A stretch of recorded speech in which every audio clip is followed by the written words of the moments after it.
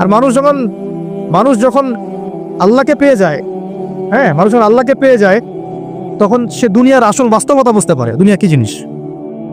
আলী রাদিয়াল্লাহু আনহুর একটা বই পড়ছিলাম, ওনার যে মানে দর্শনগুলা, ওনার যে মানে চিন্তা ভাবনাগুলো, ওনার কিছু লেখা ছিল, কিন্তু এগুলো সব জায়গায় আসে নাই। এই বইগুলো সবাই পায় না, কিন্তু এর বই। ওখানে দুনিয়ার এক্সাম্পল দিচ্ছেন উনি বলছেন দুনিয়া এমন জায়গা যেখানে কেউ যদি ডুব দেয়, সমুদ্রে ডুব দেওয়ার মতো জাস্ট ডুব দেয়, তাহলে তার আমল, যত নেক আমল, সব আমল কমে আসবে। এটা কিন্তু বাস্তব।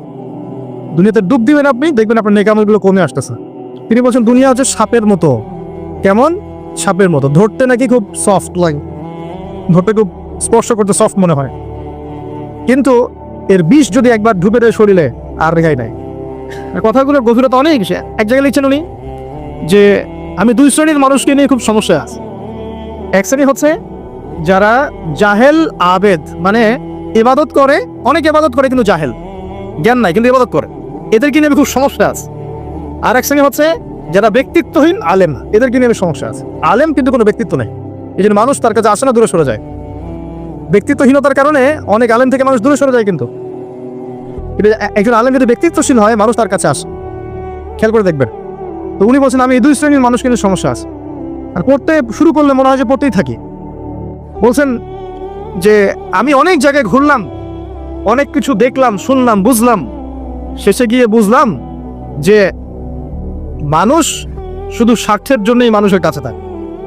বলছে কর, তিনি বলছেন তুমি যদি ভালোবাসাকে বাড়াতে চাও তাহলে মানুষের সাথে খুব বেশি মেলামেশা করতে চাও, একটু কম মেলামেশা করো, একটু দূরত্বে থাকো, তোমাকে মানুষ ভালোবাসবে।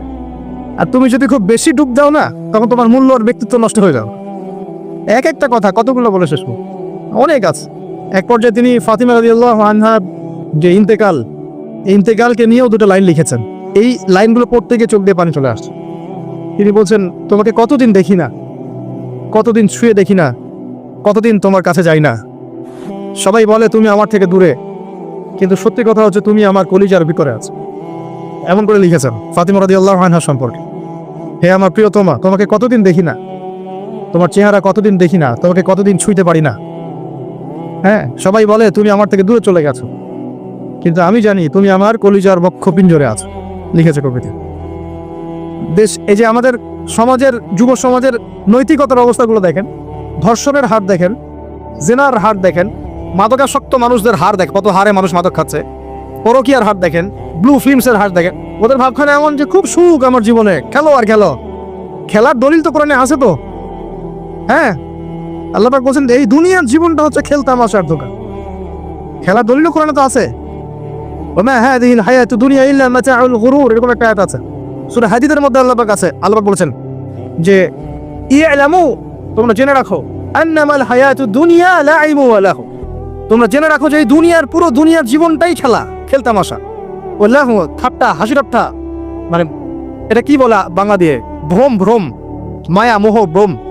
তোমরা জেনে রাখো দুনিয়ার জীবনটা খেলতামাশা, ভ্রম, মিছে মায়া। ইলামু আন্নামাল হায়াতুদ দুনিয়া লাইবু ওয়া লাহু ওয়া জিনাতু ওয়া তাফাখুরুম বাইনাকুম ওয়া তাকাসুর, এবং দুনিয়ার জীবন হচ্ছে একে অপরের সাথে প্রাচুর্যের প্রতিযোগিতা। এগুলা আল্লাহ পাক বলছেন। তো খেলার দলিল তো কোরআনেও পাওয়া যাচ্ছে না? দুনিয়ার জীবনটাকে আল্লাহ বলছে ওয়া মা হাদিহিল হায়াতুদ দুনিয়া ইল্লা মাতাউল গুরুর, পুরো দুনিয়ার জীবনটাই হচ্ছে মাতাউল গুরুর, প্রতারণা, ধোঁকা, মরিচিকা ছাড়া কিছুই না। আর প্রমোট করা হয় যে বিউটি কন্টেস্ট হচ্ছে, মনে হচ্ছে কত সুখ আমাদের। হ্যাঁ, মেয়েরা একদম নগ্ন হয়ে ফ্যাশন শো করছে, প্রমোট করছে, দেখো এগুলো সবাই কি সুন্দর জিনিস, কত সুখ, কত সুখে আছি আমরা। খেলতেছে মানুষ, দেখো ব্রাজিল আর্জেন্টিনা খেলা হচ্ছে, কত সাপোর্টার, কত সুখ, কত মজা, কত লাজ্জাত দুনিয়াতে। ভিতরে যেটা আছে ওটা সত্য, ভিতরটা সবাই দেখতে পারবে না, দেখতে হলে খিদির হতে হবে। ভিতরটা হচ্ছে যে সমাজ তো ডিস্ট্রয়েড, ম্যাসাকার হয়ে গেছে, সমাজের কাঠামোই ভেঙে গেছে আমাদের। এখন নারী পুরুষের যে ফাংশন চেঞ্জ হয়ে গেছে, ধর্ষণের হার দিন দিন বেড়ে গেছে, ইফটিজিং বেড়েছে, বেপরদামি বেড়েছে, নগ্নতা বেড়েছে, মাদক বেড়েছে, পরকীয়া বেড়েছে, কচি বাচ্চা কাচ্চা মেয়েগুলোকে ধরে ধর্ষণ করা হচ্ছে। সমাজের কাঠামোই চেঞ্জ হয়ে গেছে, সমাজের সমকামিতা বেড়েছে, প্রচুর সমকামী, খেলতামাশা, দুনিয়ার জীবনটা খালি খেলতামাশা। আর আমাদের এই যুব সমাজ, যাদের হাতে ইসলামের ভবিষ্যৎ আছে, ওদেরকে এইদিকে মোহাগ্রস্ত করে রেখে দেওয়া হচ্ছে। এরা নামাজ পড়ে না, কোরআন তেলাওয়াত করে না, আলেম ওলামার সাথে কোনো সোহবত নাই, কোনো সম্পর্ক নাই, হাদিসের কিতাব নাই বাসায়, দাড়ি নাই, ইসলামিক লেবাস পোশাক নাই, ইসলামিক মূল্যবোধ নৈতিকতা নাই, আল্লাহ রাস্তায় সময় দেওয়ার কোনো মানসিকতা নাই। এই যুবক ছেলেপেলেগুলো কিনে নাচতেছে মিডিয়া। কি করবে এরা দেশের জন্য? যারা এরকম অন্য একটা রাষ্ট্র, যে রাষ্ট্র আমাকে চিনেই না, ওর খেলায় সে হুজুকে লাফায়, এ দ্বারা রাষ্ট্রের উন্নয়ন হবে নাকি? আজীব কথা বলেন। এইসব লোকজন দ্বারা রাষ্ট্রের উন্নয়ন হবে নাকি? যখন আমরা এই খেলতামাশায় ব্যস্ত আছি, দেখবেন পশ্চিমারা ঠিকই ওদের উদ্দেশ্য বাস্তবায়ন করছে। কি আশ্চর্য একটা অবস্থা, কি আশ্চর্য! মানে এত সুখে আছি আমরা, এতই সুখ, খাবার, পানি, বাসস্থান, বেকারত্ব, কত সমস্যা নিয়ে ভুগতেছি আমরা, এতই সুখ যে বিশ্বকাপে নাচতে হবে আমাদেরকে। আবার এটাকে মুসলিম কান্ট্রির মধ্য দিয়ে জায়েজ করে নেওয়ার একটা পায়তারা চলছে। আয়োজন করেছে এক মুসলিম কান্ট্রি, খেলেছে আর এক মুসলিম কান্ট্রি। হ্যাঁ, এবং এটাকে দলিল নিয়ে এসে এটাকে জায়েজ করার একটা টেন্ডেন্সি চলছে এখন। ফাইজলামি শুরু করছেন। প্রচুর মানুষ, ছোট ছোট ছেলেপেলে দেখবেন না খেয়ে ওখানে মারা, উদ্বাস্তুর মতো তাবুর নিচে জীবনযাপন। এগুলো দেখেন না চোখ দিয়ে? ওখানে একটা খেলা, হুদাই একটা খেলা নিয়ে এত লাফালাফি করতেছে, পাশে এতগুলো মানুষ না খেয়ে মারা যায়, কোনো খবর নাই। নিজে ভরপেট খাই, প্রতিবেশী অনাহারে থাকে, মুমিন হবে? কিসের ইসলাম ফলো করতেছি আমরা আসলে? আমরা যে ইসলামটা ফলো করতেছি এটা পশ্চিমাদের শেখানো ইসলাম। আমরা রাসূলুল্লাহ সাল্লাল্লাহু আলাইহি ওয়াসাল্লামের শেখানো ইসলাম ফলো করতেছি না। আমার স্ট্রাকচার কথা একদম, আমরা যে ইসলামটা ফলো করতেছি এটা হচ্ছে পশ্চিমাদের শেখানো ইসলাম। রাসূলুল্লাহ সাল্লাল্লাহু আলাইহি ওয়াসাল্লাম ইসলাম ফলো করলে আজকে আমাদের অবস্থাগুলো হতো না। আল্লাহ পাক আমাদেরকে বোঝার তৌফিক দান করুন। কত চড়াই উতরাই পেরিয়ে যে ইসলাম আজকে এই জায়গায় আসছে, আপনি চিন্তাই করতে পারবেন। প্রিয় ভাইরা, আমাদের নবীজি সবচেয়ে ভালো মানুষ হওয়া সত্ত্বেও তাকে কিন্তু গালি খেতে হয়েছে এবং হত্যার চেষ্টাও করা হয়েছে।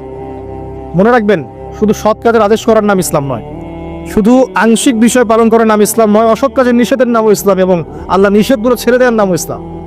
আল্লাহ পাক এটাই বলছে সূরা বাকারা ৮৪-৮৫-তে, তোমরা কি কিতাবে কিছু অংশ মানো, কিছু অংশ মানো না? দুনিয়াতেই আমি লাঞ্ছিত করে দেবো এমন অপরাধ করলে। কিয়ামতের মাঠে সবচেয়ে যন্ত্রণাদায়ক শাস্তি এদেরকে দেওয়া হবে। কাদেরকে? যারা কিতাবে কিছু অংশকে মানি, কিছু অংশ মানি না। পারি না পারি, আগে আকীদা পরিষ্কার রাখবো যে ইসলামের প্রত্যেকটা বিষয়ে হেদায়েত আছে, এটাই চূড়ান্ত দিন। এর বাইরে কোনো দিন আল্লাহর কাছে গ্রহণযোগ্য হবে না। কেউ চর্চা করলে তা কোশ্চিনকালে কবুল করা হবে না। এবার আসেন, এর ভিত্তি কি? এর ভিত্তি হচ্ছে দুইটা। কয়টা? দুইটা থেকে আরো দুইটা এসেছে। এই দুইটা হচ্ছে মূল। নবী সাল্লাল্লাহু আলাইহি ওয়াসাল্লাম বলছেন, তারাকতু ফিকুম আমরাইন, আমি তোমাদের মাঝে রেখে গেলাম মাত্র দুটো বস্তু। কয়টা বস্তু? দুটো বস্তু। লান তাদিল্লু মা তামাসসাকতুম বিহিমা, তোমরা কোশ্চিনকালেও পথভ্রষ্ট হবে না যতদিন পর্যন্ত এই দুটাকে আঁকড়ে ধরে থাকবে। কোন দুটা? এক নাম্বার আল কিতাবুল্লাহ, আল্লাহর কিতাব। দুই নাম্বার ওয়া সুন্নাতে নবীহি, তার নবীর সুন্নত। তো কোরআন এবং সুন্নত মিলেই কোরআন এবং হাদিস নয় কি? আচ্ছা, এখন আমাদের সামনে নবীজি নাই, আমাদের সামনে সাহাবায়ে কেরাম নেই, আমাদের সামনে তাবে তাবেঈন, চার ইমাম কেউই না, ওলামায়ে কেরাম আছেন, আর আমাদের সামনে আছে কোরআন এবং হাদিসের কিতাবগুলো। এই তো ইসলাম আমরা দেখছি, তাই না? এর বাইরে তো আমরা দেখতে পাচ্ছি না। সাহাবীরা না হয় সরাসরি নবীকে দেখে দিন পালন করেছে, তাই না? তারপরের জেনারেশন সাহাবীদেরকে দেখে করেছে, তারপরের জেনারেশন তাবেঈদের দেখে করেছে। আমরা তো কাউকেই দেখতে পাচ্ছি না। আমরা দেখছি কোরআন এবং হাদিসের কিছু কিতাব এবং ওলামায়ে কেরাম সামনে আছে। এই তো, এই দুটো হচ্ছে ভিত্তি। এখন এখান থেকে আরো দুটো এসেছে, একটা হচ্ছে ইজমা, একটা হচ্ছে কিয়াস। এই দুটো ইসলামের। অনেকে বলে ইজমা কিয়াস ইসলামে নাই, কোরআন সুন্নাহ এই দুটোই। ইজমা এবং কিয়াস গুরুত্বপূর্ণ, কারণ ইজমা, সাহাবীদের ইজমা, এটা একটা খুব গুরুত্বপূর্ণ জিনিস, এবং কিয়াস ছাড়া আপনি অনেক মাসআলা বের করতে পারবেন না। ইয়াবার শব্দ কোরআনে আছে না নাই? ইয়াবা নাম শুনেছেন? শুনেন নাই? না শুনলেই ভালো। তো এই শব্দটা কি কোরআনে আছে নাকি? নাই। কোরআনে মাদকের কথা আছে। কিসের কথা? মাদক। এখন কিয়াস দরকার নাই? এই যে একটা মাসআলা, একটা মূলনীতিকে কেন্দ্র করে আরেকটা মাসআলাকে বের করা, ইস্তেহাদ করার যে মূলনীতিগুলো, এগুলো কিয়াস থেকে আসে। এটি কিয়াস। এটা ছাড়া আপনি অনেক মাসআলাই বের করতে পারবেন না সমসাময়িক। তো অবশ্যই কোরআন, সুন্নাহ, ইজমা, কিয়াস চারটাই লাগবে। এখন কথা হচ্ছে, এগুলো তো আর আমরা সরাসরি পালন করতে পারবো না। পারবো? বুঝাচ্ছি, একটু বোঝেন। মনে করেন সামনের দিনগুলোতে দেখবেন বিচ কয়েন আসবে। কি কয়েন? হয়তো অলরেডি অনেক কান্ট্রিতে চলেও আসছে। এখানে কতদিন এটা লঞ্চ হবে আল্লাহ ভালো জানেন, কিন্তু বিট কয়েন মার্কেটে আসছে। এটাকে ক্রিপ্টোকারেন্সি বলে। কি বলে? পেপার মানি নিয়ে যে কথাগুলো বলেছিলাম, কিছু তো ফলেছে নাকি ভাই? কিছু তো ফলেছে। আচ্ছা, সামনে আরো ফলবে ইনশাআল্লাহ। সাস্টেইনেবল অ্যাসেট যেগুলো আছে সেখানে সম্পদ ইনভেস্ট করেন। আপনার জমি জমা থাকলে চাষবাস করা শুরু করেন। সাস্টেইনেবল অ্যাসেট যেগুলো, সেগুলোতে ফোকাস করেন। এমন কোনো জায়গায় অনেক বেশি সম্পদ ইনভেস্ট করে দিয়েন না যেটা পরে আপনার মানে পথে বসার কারণ না হয়ে যায় আমার। তো ক্রিপ্টোকারেন্সি মনে করেন চলে আসছে, এখন আপনি বোঝেন না ক্রিপ্টোকারেন্সি কি জিনিস, সেটা হালাল না হারাম, এটা জায়েজ না জায়েজ, এগুলো মাসালা কি সবাই জানে? জানে কি? এটার জন্য কোরআন সুন্নাহ জ্ঞান লাগবে, ইকোনমিক্সে জ্ঞান লাগবে না, পড়াশোনা লাগবে। এখন সরাসরি কোরআন এবং হাদিসের বইগুলো চর্চা করে আপনি কি এর সমাধান বের করতে পারবেন কি না? পারবেন? আপনার কি সেই জ্ঞান আছে, যোগ্যতা আছে? আর সেই যোগ্যতা কি সবার আছে? অল্প কিছু মানুষের থাকতে পারে, যারা ওলামায়ে কেরাম, তাদের এই যোগ্যতা, তাদের মধ্যেও হয়তো কিছু মানুষের নাও থাকতে পারে না, কিন্তু বরেণ্য ওলামায়ে কেরাম যারা, তাদের মাঝে এগুলো থাকবে ইনশাআল্লাহ। এখন আপনি কি করবেন? কোরআন সুন্নাহকে পালন করার স্বার্থে ওলামায়ে কেরামের দ্বারস্থ হবেন এবং তাদের কাছে মাসলা মাসালগুলো জেনে নেবেন। তাহলে আপনি একা একা চর্চা করে বিভ্রান্ত হওয়ার সুযোগ থাকবে না। এই বিষয়টা খেয়াল রাখবেন। এখন নতুন কিছু ফিতনা আসছে যে কিছু মানুষ, সবাই না, অল্প কিছু মানুষ কোরআন সুন্নাহ নিজে নিজে পড়াশোনা করেই সব কিছুর সমাধান বের করতে চাচ্ছে। এটা ঠিক না। সব কিছুর সমাধান বের করতে হলে মুস্তাহিদ হতে হবে, আর সবাই মুস্তাহিদ হতে পারবে না। সবাই কি আবু হানিফা রাহিমাহুল্লাহ হতে পারবে নাকি? সবাই কি ইমাম শাফি হবে নাকি? সবাই কি আহমেদ বিন হাম্বল হতে পারবে? সবাই কি ইমাম মালিক হতে পারবে? পারবেন। অতএব জ্ঞান চর্চার স্বার্থে, দিন পালনের স্বার্থেই ওলামায়ে কেরামের দ্বারস্থ হতে হবে, হকপন্থী ওলামায়ে কেরাম। এমন ওলামায়ে কেরামের কাছে আবার যায় না যার সকালে চা খাওয়ার সময় একটা ফতোয়া থাকে, বিকেলবেলা একটা মাই খায়, রাত্রে ফতোয়া আবার উঠে যায়। এই জায়গায় আমরা দেখেন না, তাহলে সমস্যা। ঠিক আছে? তো আল্লাহ পাক আমাদের বরেণ্য ওলামায়ে কেরামদেরকে হেফাজত করুন, দোয়া করি, এবং তাদের নেক হায়াতে বরকত দান করুন, এবং তাদের মাধ্যমে দিনের আরো বড় বড় খেদমত আঞ্জাম দেওয়ার তৌফিক আল্লাহ পাক দান করুন। এবং যুব সমাজকে রিকোয়েস্ট করবো, আপনারা ডিটাচড হয়ে থাকবেন, ওলামায়ে কেরাম থেকে ডিটাচড হয়ে আপনারা দিন পালন করতে যাবেন না, তাদের সাথে সম্পর্ক রেখে দিন পালন করবেন ইনশাআল্লাহ। আল্লাহ সহজ করুক। এখন এই ভিত্তি পেয়ে গেলাম, এবার শেষ করার আগে আমি মূলনীতিগুলো বলে শেষ করছি। এই মূলনীতি কি ইসলামের? শোনেন, এই জায়গাটা ভালো করে শোনেন। নবী সাল্লাল্লাহু আলাইহি সাল্লাম বসে আছেন মসজিদে, একজন ব্যক্তি আসলেন, ব্যক্তির গায়ে ধবধবে সাদা জামা, চুলগুলো কুচকুচে কালো, এবং তাকে মদিনার কেউ চিনে না। লা ইউরা আলাইহি আসারুস সাফর, তার গায়ে সফরের কোনো চিহ্ন দেখা যাচ্ছে না। তিনি আসলেন, এসে নবী সাল্লাল্লাহু আলাইহি সাল্লামের হাঁটুর সাথে হাঁটু লাগিয়ে দিয়ে বসে পড়লেন। বসে নবীজিকে 4টা প্রশ্ন করলেন। কয়টা প্রশ্ন?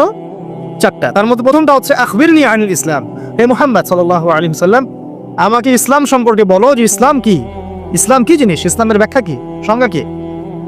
নবীজি বলছেন সাল্লাল্লাহু আলাইহি ওয়াসাল্লাম, আর ইসলাম হচ্ছে আনতাশহাদু আল্লা ইলাহা ইল্লাল্লাহ, তুমি সাক্ষ্য দিবে যে আল্লাহ ছাড়া কোনো ইলাহ নাই, ওয়া আন্না মুহাম্মাদান আবদুহু ওয়া রাসূলুহু, এবং মুহাম্মদ সাল্লাল্লাহু আলাইহি ওয়াসাল্লাম আল্লাহর বান্দা এবং রাসূল। এটা 1 নাম্বার ইসলামের ভিত্তি। এটা নাম্বার 1 হলো কালিমা।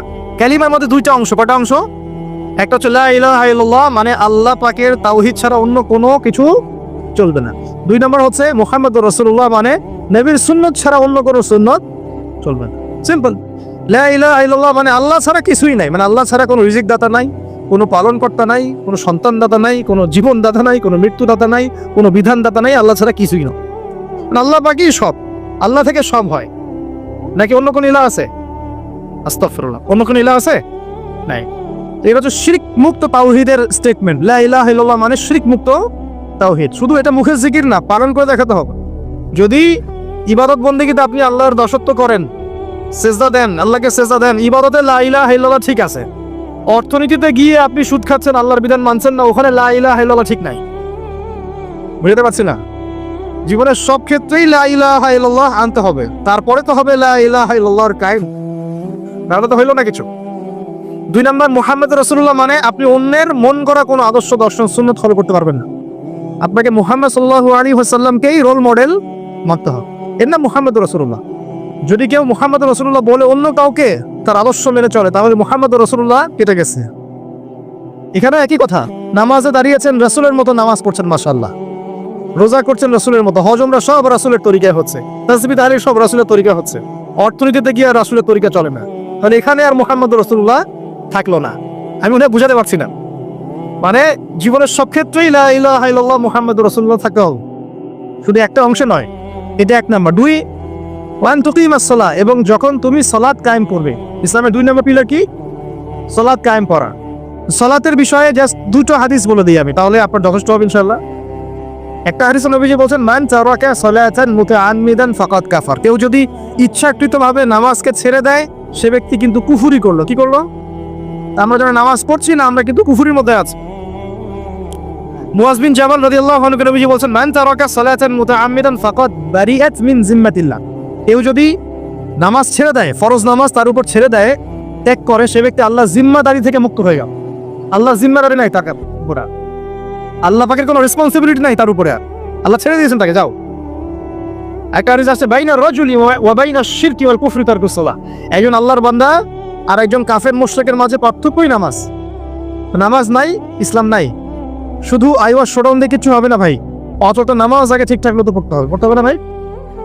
আমাদের যুব সমাজ এখন রাত 3:30টায় খেলা দেখতে ওঠে, তাহাজ্জুদে ওঠার সুযোগ হচ্ছে না, ফুরসত হচ্ছে না। 3:30 4টা হলেও উঠতে হবে, অ্যালার্ম দিয়ে রাখবে, আর্জেন্টিনার খেলা আছে। কিন্তু আর 1 ঘন্টা পরে ফজরের নামাজ, ওই খেলা দেখি ঘুম, ফজরের নামাজ নেই। এই যে ঢাকায় দেখলেন না, ছবি দেখলে মনে হয় একটা তিল পরিমাণ জায়গা নেই মানুষের দাঁড়ানোর, পর্দার সামনে একটা তিল পরিমাণ জায়গা নেই মানুষের দাঁড়ানোর। হই হুল্লা করতেছে, নাচছে গাচ্ছে, স্মোক করতেছে, ড্রিঙ্কস করতেছে। মিডিয়া এগুলোকে প্রমোটও করতেছে। মিডিয়া প্রমোট করতেছে মানে কি, মিডিয়া দেখাচ্ছে মানে বিশ্ব কত ভালো আছে এখন, কত সুখ আমাদের, হ্যাঁ আমাদের সুখী সুখ, খালি সুখে সমৃদ্ধ জীবনযাপন করতেছে, খেলা দেখতেছে, নাচতেছে নাকি। অথচ দেখেন ইকোনমিক সেকশনের কি অবস্থা, দেখেন কি অবস্থা। দ্বীন ইসলাম পরিপূর্ণরূপে পালন করতে হবে, এই দায়িত্ব সবাই নিজের কাঁধে নিয়ে নেন। অন্যের দায়িত্ব বাদ দেন, নিজের দায়িত্বটাকে নিয়ে নেন নিজের উপর, যে আমি আল্লাহর জমিনে আছি, 60-70 হয়তো 100 বছর বাঁচবো, আল্লাহু আ'লাম, ঠিক আছে। আর যে যুগ পড়েছে এত বছরও মানুষ বাঁচবে কিনা আল্লাহ ভালো জানে, তাই না ভাই? এই কিছুদিন আগে করোনা এসেছিল, এক ধোঁয়ায় কতগুলো মানুষকে ধুয়ে দিল না, ধুয়ে দেয় নাই? জি আচ্ছা, আরো আসতেছে। আমি দেখলাম গত 3 দিন আগে নিউজ দেখেছি, সাইবেরিয়া একটা অঞ্চল আছে না, সাইবেরিয়া, এটা বরফে ঢাকা, এর নিচে কয়েকশো হাজার বছর আগের ভাইরাসগুলো এখন আস্তে আস্তে জীবিত হচ্ছে নাকি, নিউজ করেছে দেখবেন।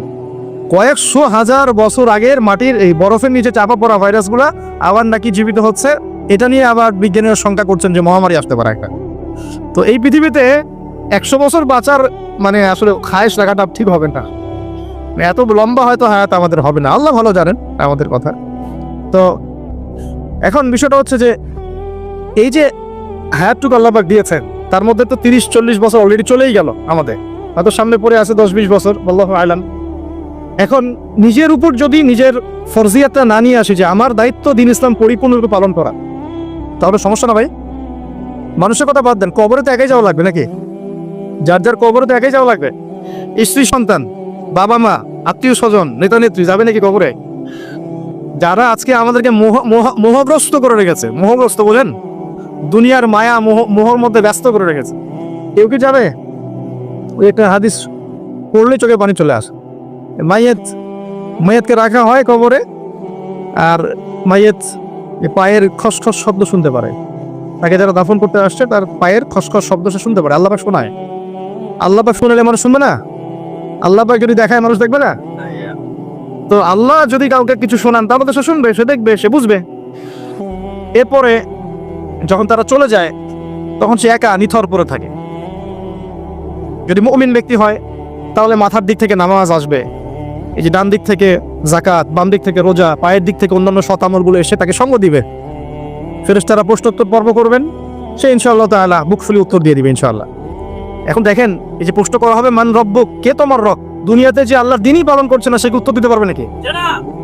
মান রব্বুক, কে তোমার রব, আল্লাহর সাথে দুনিয়াতে শিরিক করছে, তো শিরিকের পাপে থাকলে কি মান রব্বুক উত্তর দিতে পারবে? জিজ্ঞেস করা হবে মা দিন, তোমার দিন কি, যে দিন ইসলাম আংশিক মানে না, উত্তর দিতে পারবে? আল্লাহ পাক বলছেন উদখুলু ফিস সিলমি কাফা, তোমরা পরিপূর্ণরূপে ইসলামে প্রবেশ করো। আল্লাহ কি বলছেন আংশিক রূপে প্রবেশ করো?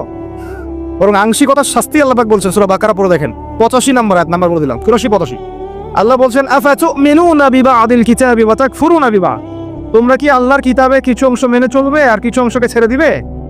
ফামা জাযাউ মান ইয়াফআলু যালিক ইল্লা খিজিউন ফিল হায়াতিদ দুনিয়া, যারা এরকম আদর্শে চলবে, কিতাবের কিছু অংশ মানি, কিছু অংশ মানি না, আল্লাহ বলছেন দুনিয়াতেই তাদেরকে লাঞ্ছিত করে দিব আমি। এই যে পুরো বিশ্ব জুড়ে মুসলিমদের উপর লাঞ্ছনা আসে নাই, এইটাই কারণে আসছে। আমরা কিতাবে কিছু অংশ মানি, কিছু অংশ মানি না। কিতাবে কিছু অংশ আমরা মানি ঠিকই, কে বলছে নামাজ রোজা হজ যাকাত আমরা মানি না? আমরা মানি তো, কিন্তু সুদটা ছাড়তে যান, দেখেন মানে কিনা। সুদের করাল ঘাসে এই পুরো বিশ্বের অর্থনৈতিক সিস্টেমটা এখন হুমকির মুখে পড়ে আছে। এই যে প্রবাসীরা আপনারা এখানে আছেন অনেকে, আপনাদের রেমিটেন্স থেকেই তো চলে রিজার্ভ, এটা একটা অন্যতম সোর্স। যারা ইকোনমিক সেকশনে পড়াশোনা করেন বা করেছেন তারা বুঝবেন এগুলো। তো এই পরিশ্রমের ফসল মাথার ঘাম পায়ে ফেলে কি অবর্ণনীয় কষ্ট সহ্য করে যেই কাজগুলো করে মানুষ, আমরা যতবার অ্যাব্রডে গিয়েছি, যাওয়ার সুযোগ হয়েছে, আমরা দেখেছি প্রবাসীদের যে কি কষ্ট, খাওয়ার কষ্ট, থাকার কষ্ট, ঘুমের কষ্ট। সুবহানাল্লাহ, কয়েকদিন আগে আমি কক্সবাজার একটা সফর ছিল, ওখানে যে একদম শেষ পয়েন্ট যেটা নাফ নদীর সামনে টেকনাফ, ওই পর্যন্ত আমরা একটু ঘুরতে গিয়েছিলাম ঘোরার জন্য। ওখানে বিজিবিদের ক্যাম্প, বিজিবি সদস্যদের ক্যাম্প আছে। কি যে অবর্ণনীয় কষ্ট স্বীকার করে তারা সীমান্ত পাহারা দেয়, কল্পনা করতে পারবো। এত কষ্ট, 4 থেকে 5 ঘন্টা ঘুমানোর সময় পায়, 24 ঘন্টা কি 30 ঘন্টার মধ্যে। তার মধ্যে 1 ঘন্টা সময় দেওয়া, 1 ঘন্টার মধ্যে তার খাওয়া, গোসল, তার যে ইস্তেঞ্জা, তার বাসায় কথাবার্তা বলে 1 ঘন্টা। ওই যেখানে দাঁড়িয়ে আছে ওইখানেই দিন হচ্ছে, রাত হচ্ছে। তো খুব ভালোবাসা তারা আমাকে, আলহামদুলিল্লাহ। আমাকে বলছে যে আপনার লেকচার শুনি, মাশাআল্লাহ। তো আমাদের এই কষ্ট, আমাদের কষ্টের কথাগুলো একটু বললেন মানুষকে। তো বললাম যে আপনাদের কষ্টের কথা মানুষকে বললে মানুষ বুঝবে না। কখন বুঝবে? যখন তাদেরকে ওই জায়গায় দাঁড় করা দেওয়া হয়। যারা উপরে আছে ওদেরকে একবার করে ডিউটি দেওয়াবেন, তাহলে বুঝবে যে কষ্ট কাকে বলে। বুঝতে পারেন নাই? সেনাবাহিনীর সদস্যদের যে কষ্ট, এগুলো আপনারা বুঝবেন না। পুলিশ প্রশাসনের ভাইরা আছে না, যে কষ্ট করে, এই কষ্টগুলো মানুষ আসলে কি জন্য করছে? আমরা উত্তর কি? যদি এই কষ্টের উদ্দেশ্য হয় শুধুই দুনিয়া, তাহলে এই কষ্ট দুনিয়াতেই শেষ হয়ে যাবে। আর যদি কষ্টের উদ্দেশ্য হয় দুনিয়া এবং পরকাল, যে আমি এর সাথে দিনের স্বার্থ জড়িত থাকে, প্রত্যেকটা সেকেন্ডটা দিনে কি পাবেন ইনশাআল্লাহ। একটা হাদিস এসেছিল, ওনাদেরকে শোনাইছে হাদিসটা, যে একটা হাদিস এসেছে যে মুসলিম রাষ্ট্রের সীমান্ত পাহারা দেওয়ার জন্য যারা এভাবে বিনিদ্র রজনী কাটায়, তারা এই যে তাহাজ্জুদ গোজার, সওম পালনকারীদের সমান নেকি পায়। এবং ওই অবস্থা যদি ইন্তেকাল হয়ে যায়, শহীদ হয়ে যাবে ইনশাআল্লাহ। তো দেখেন ভাই, এই যে পরিপূর্ণ জীবন ব্যবস্থার কথা বলছি, প্রবাসীদের কথা থেকে এখানে আসছিলাম, যে তাদের যে কষ্ট, আমরা দোয়া করি যে আল্লাহ পাক তাদের জন্য কষ্টগুলো লাঘব করে দেন এবং তাদের পরিবারগুলোকে আল্লাহ পাক যেন ইসলামিক পরিবার রূপে কবুল করেন। অনেক সময় দেখা যায় যে প্রবাসের স্বামী এদিকে বাসায় স্ত্রী পরকীয়া করতেছে, দেখেন নাই? কত ঘটনা এরকম ঘটতেছে। এরকম নিমক খারাপ মহিলাদের সাথে সংসার করবেন না। সুন্দর মতো বসবেন, বসে সেপারেট করে দিন। এসব নিয়ে চলার কোনো মানে হয় না। তো আপনি প্রবাসে গিয়ে মাথার ঘাম পায়ে ফেলে রেমিটেন্স পাঠান, টাকা পাঠান, আপনার টাকা দিয়ে পরিবার চলে, সমাজ কল্যাণমূলক কাজ হয়, দেশে জিডিপি বাড়ে, রিজার্ভ বাড়ে। আপনার পরিবারের বউ এসে এই কাজ করবে, শান্তভাবে বসে চুপচাপ ছেড়ে দিন, দরকার নেই। দুনিয়াতে একটা শিক্ষা নিয়েছি, দুনিয়ার শিক্ষা হচ্ছে দুষ্ট করছে শূন্য বল অনেক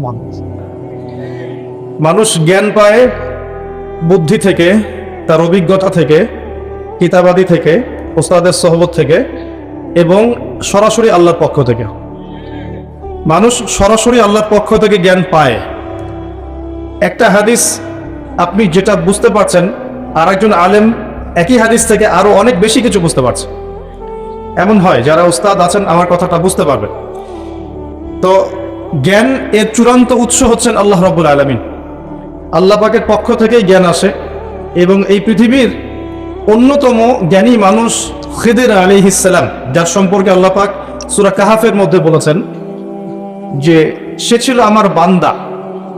ফাওয়াজাদা আবদাম মিন ইবাদিনা, মূসা আলাইহিস সালাম আমার বান্দাদের মধ্যে একজন বান্দাকে পেলেন।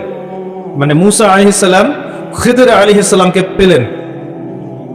ফাওয়াজাদা আবদাম মিন ইবাদিনা, এই খিদির সম্পর্কে আল্লাহ পাক বলেন আতাইনাহু রাহমাতাম মিন ইনদিনা, খিদিরকে আমি আমার পক্ষ থেকে জ্ঞান শিক্ষা দিয়েছি। বলি সুবহানাল্লাহ।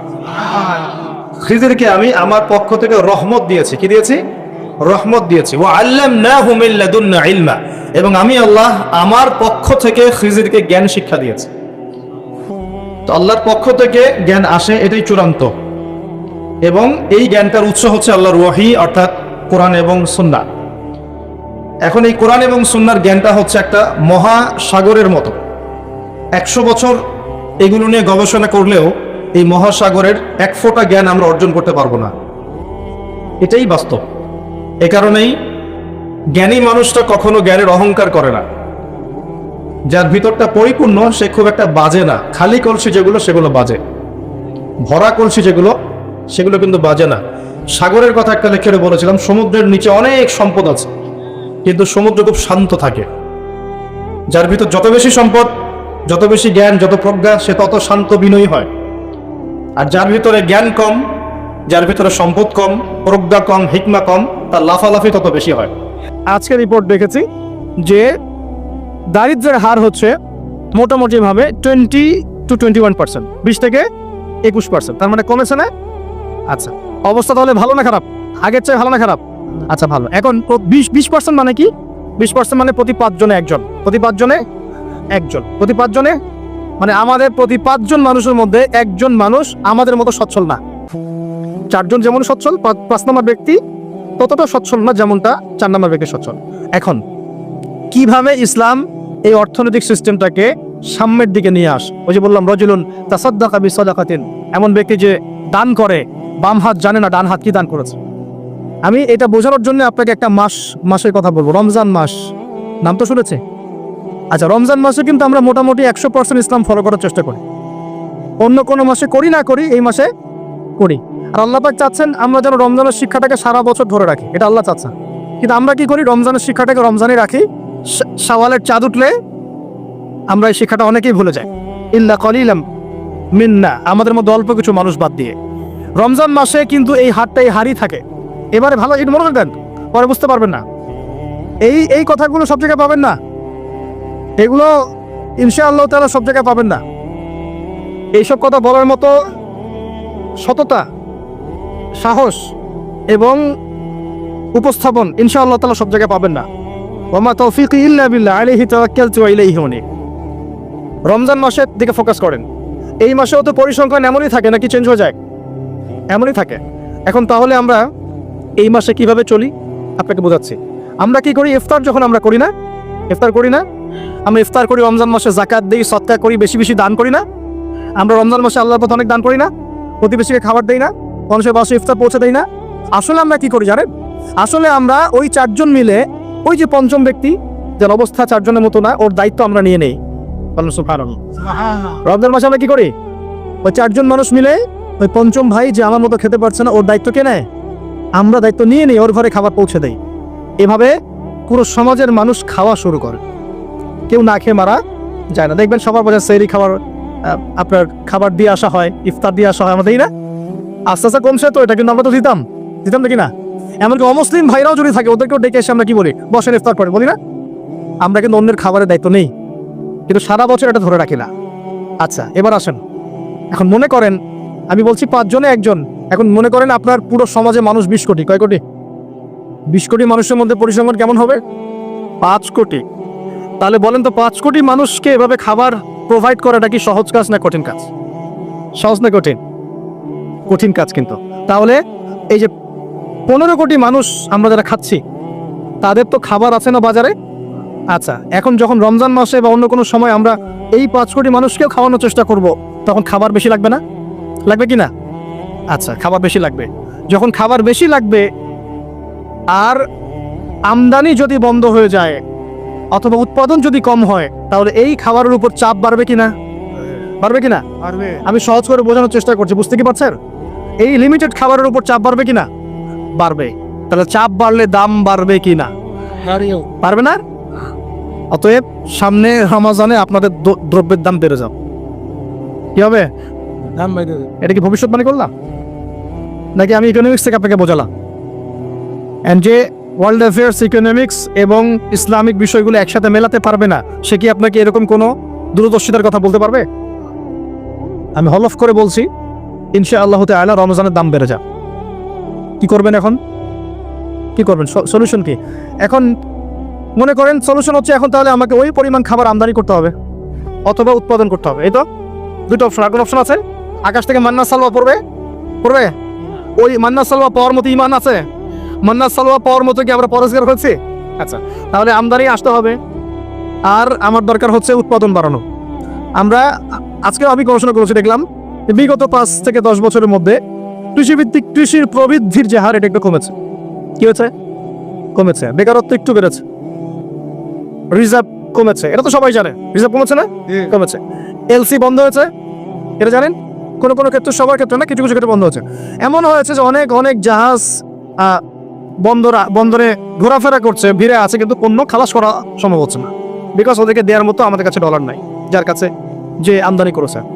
এখন তাহলে অপশন ওই খাবারগুলো নামিয়ে ফেলা, যেগুলো ঘোরাফেরা করছে এগুলো নামিয়ে ফেলা, নামিয়ে মজুদ করে সবাইকে খাবারের ব্যবস্থা করা।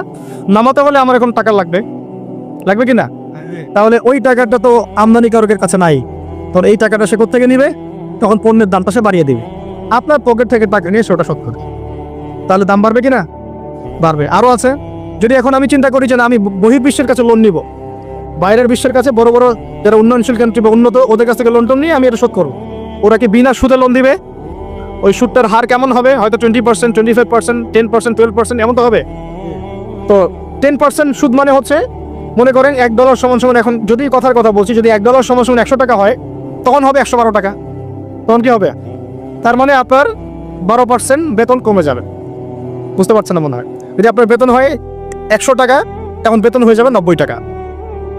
বুঝতে পারছেন? আপনার এটা কমে আসবে। এটাকে বলে মুদ্রাস্ফীতি। ডলারের বিরুদ্ধে এগেনস্টে টাকার মান পড়ে যাওয়াটাকে কি বলে? মুদ্রাস্ফীতি। মানে আপনার টাকার মানটা কমে গেল, মানে আপনার শ্রমটা চলে গেল। 25,000 টাকা দিয়ে আপনি যা করতে পারছেন, এখন সেই টাকাটার মান 20,000 টাকা হয়ে গেলে আপনার শ্রমটা চলে গেল। এখন ওরা তো আর ফ্রি লোন ছাড়া তো ওরা আমাদেরকে সাপোর্টটা দিবে না। এখন লোন নিতে গেলে সমস্যা, এই লোনটাও তো শোধ করতে হবে। তাহলে সব দিক থেকেই সিচুয়েশন এমন হবে যে জীবনযাত্রার মান এবং নিত্য প্রয়োজনীয় দ্রব্যের মান বেড়ে যাওয়ার সম্ভাবনা আছে। এখন আমরা আমাদের মুসলিম ভাই যারা সামনে আসছে রমাদান মাসে, তাদের অর্থনৈতিক নিরাপত্তার বিষয়ে কি চিন্তা কি করবে, কি প্ল্যান আপ? কয়েকটা অপশন। এক নাম্বার, আমাদের অপচয় কমাতে হবে। কি কমাতে হবে? অপচয়। কোনো রকম অপচয় যাওয়া যাবে না, অপচয় কমাতে হবে। যদি আমার 5টা খেজুরে আমার সাহারি হয়ে যায়, আমার 10টা খেজুরের দরকার নেই। ওই 5টা খেজুর আপনি প্রতিবেশীকে দিয়ে আসবেন। অপচয় কমাতে হবে, 1 নাম্বার। 2, যত হারাম রিজিকের সোর্স আছে, সব হারাম রিজিকের সোর্স বন্ধ করতে হবে, না হলে ব্যবসায় চাকরিতে রিজিকে আল্লাহর বরকত উঠে যাবে।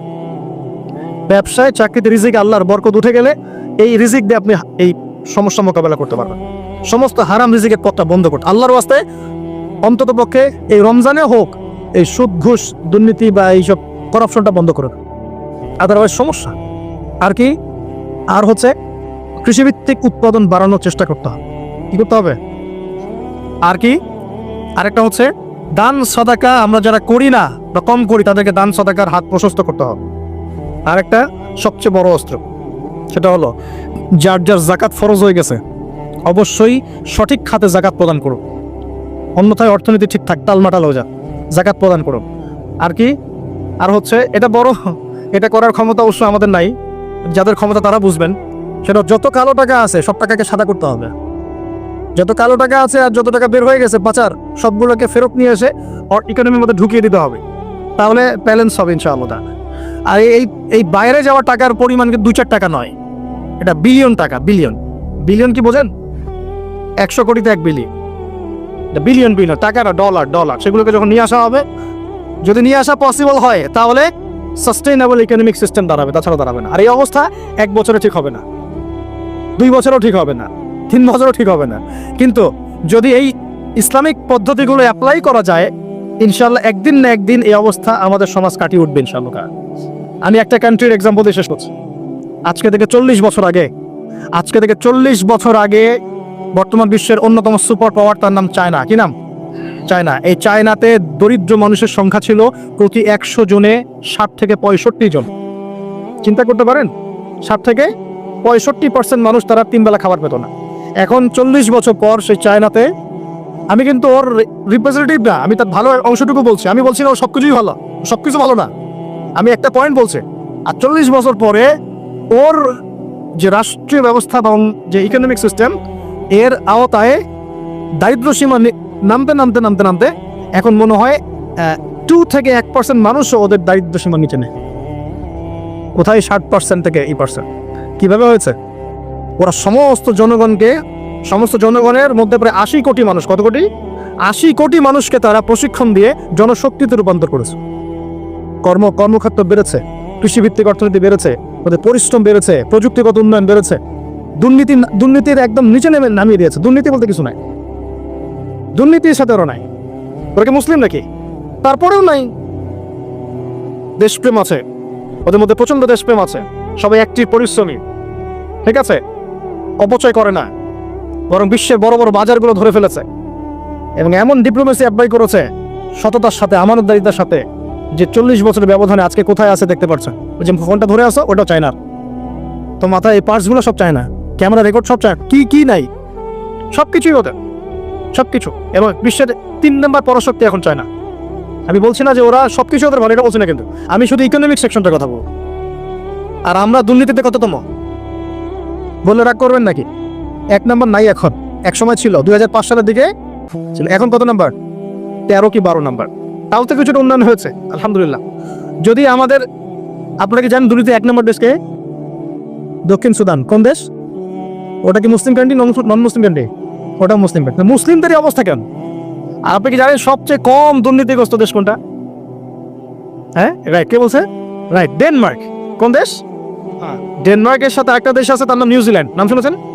কয়েকদিন আগে ওদের প্রধানমন্ত্রী বলেছে যে আমি রিজাইন দিলাম, আমি নাই।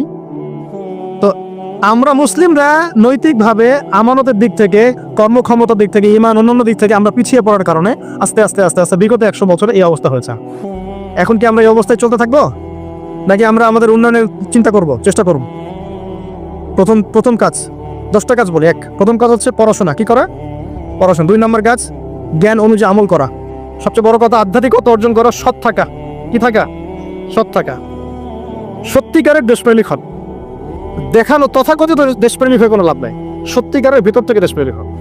মানুষকে নিয়ে ভাবেন, মানুষের উন্নয়নকে নিয়ে ভাবেন, মানুষের জীবনযাত্রার মান নিয়ে ভাবেন।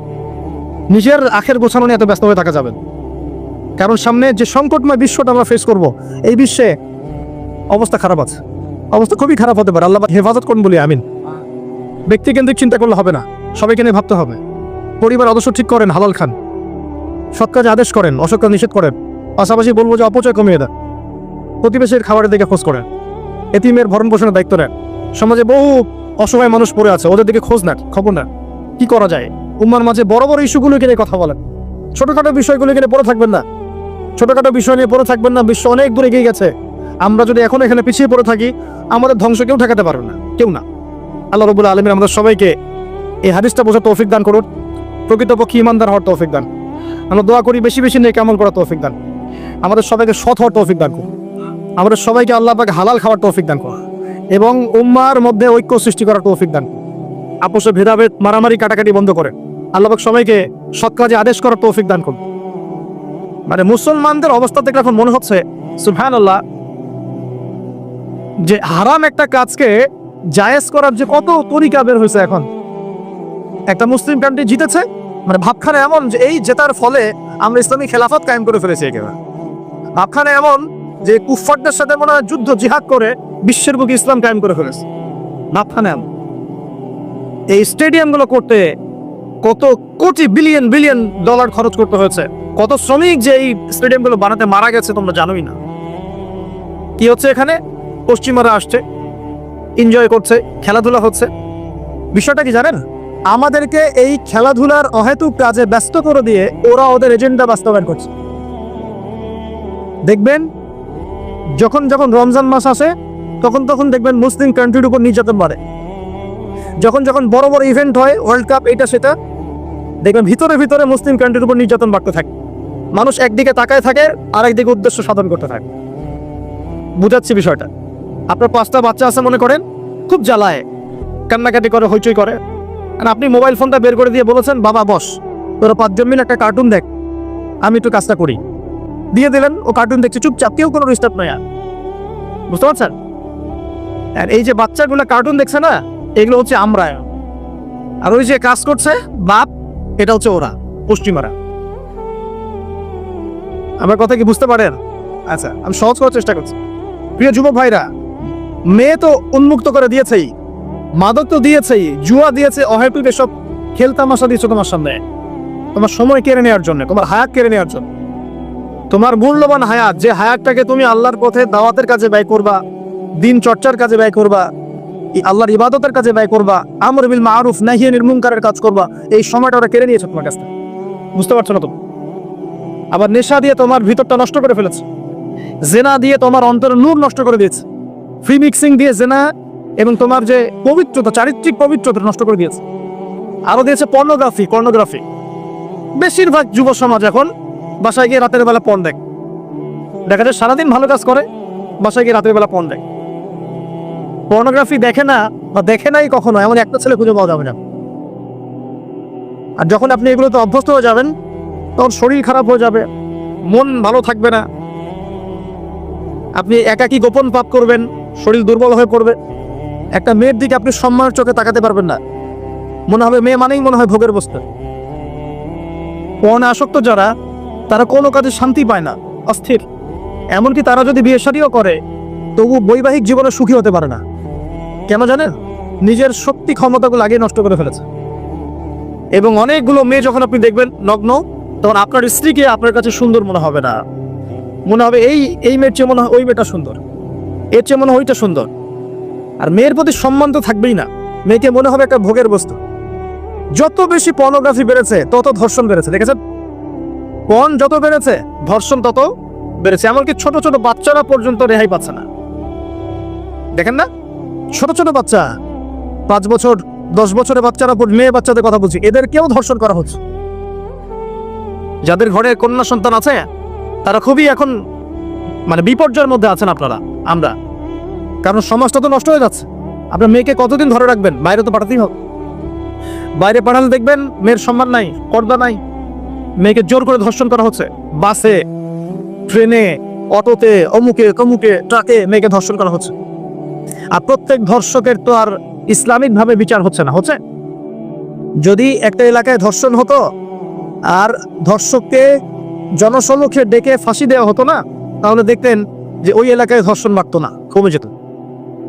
যদি একটা এলাকার চোরদেরকে জনসম্মুখে নিয়ে এসে হাত কেটে ফেলা হতো, তাহলে বুঝতেন চুরি কাকে বল। ভয়ে চুরি করতে পারতো না মানুষ। আর ভাগ্য ভালো যে এই নিয়মগুলো এখন নাই। কেন ভাগ্য ভালো বললাম? ভাগ্য ভালো কেন বললাম? কারণ এই নিয়ম যদি এই মুহূর্তে চালু করা হয়, এই মুহূর্তে যে এখন এই সেকেন্ডের মধ্যে চালু করা হয়, তাহলে অনেক বড় বড় রাঘব বোয়াল যারা আছে ওদের হাত থাকবে না। বুঝতে পারছেন না? কেউ চুরি করে সিসকা চোর বলি আমরা, না কি বলেন আপনারা? ছিচকা চোর বলেন। কেউ আছে চুরি করে, পুকুর চুরি করে। সিসকা চোরকে ধরতে পারলে রাস্তাঘাটে কি মাইকটা দেওয়া হয়, তাই না? মনে হয় যে নিজের শক্তি খাটানোর একটাই জায়গা চোর পিটান। মসজিদে যদি মসজিদে যদি একটা চোর ধরা পড়ে, কি মাইকটা মারে, খুঁটির সাথে বেঁধে একদম জুতা স্যান্ডেল দিয়ে। আর সামনে যে পুকুর চুরি করে বসে আছে, কিছুই করতে পারতেছে। কি কথা মিথ্যা কথা বলছে? যদি একটা মুসলিম রাষ্ট্রের মধ্যে দুর্নীতি না থাকতো না, মুসলিম রাষ্ট্র বিশ্বকে নেতৃত্ব দিত ইনশাআল্লাহ।